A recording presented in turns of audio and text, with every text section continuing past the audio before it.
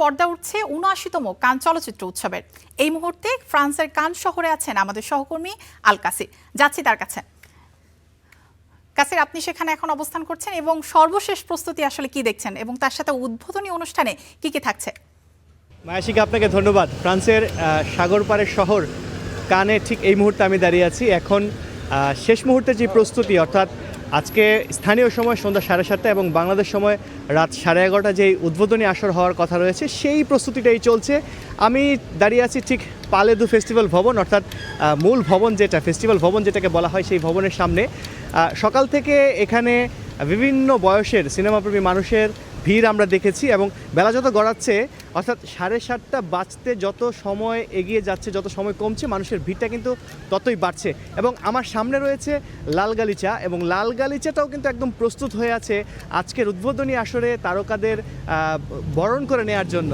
সব মিলিয়ে যদি বলি যে শেষ মুহূর্তের প্রস্তুতি একদমই শেষ, শুধু অপেক্ষা 7:30 বাজার, স্থানীয় সময় 7:30 বাজার। Are you ready to connect to a perfect journey with Turkish Airlines? To connect to a journey that's perfect because of you.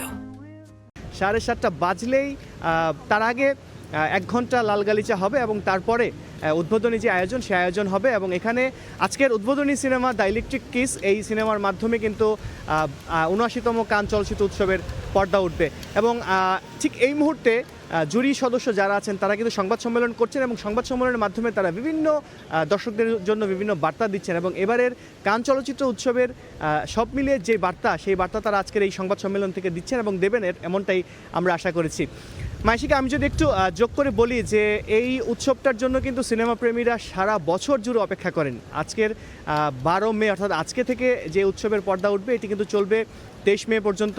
এবং সবশেষ দিনে, অর্থাৎ 23 মেতে এই উৎসবের সর্বোচ্চ সম্মাননা পামদর, স্বর্ণপাম যেটাকে আমরা বলি, সেই স্বর্ণপাম একটি নির্বাচিত সিনেমার হাতে বা সিনেমার পরিচালকের হাতে তুলে দেওয়া হবে। তার জন্য কিন্তু 141টি দেশ থেকে প্রায় 2,500-এরও বেশি সিনেমা জমা পড়েছে এবং এই 2,500 থেকে 22টি সিনেমাকে বেছে নেওয়া হয়েছে এবারের সিলেকশন বিভাগে, অর্থাৎ মূল প্রতিযোগিতা বিভাগে।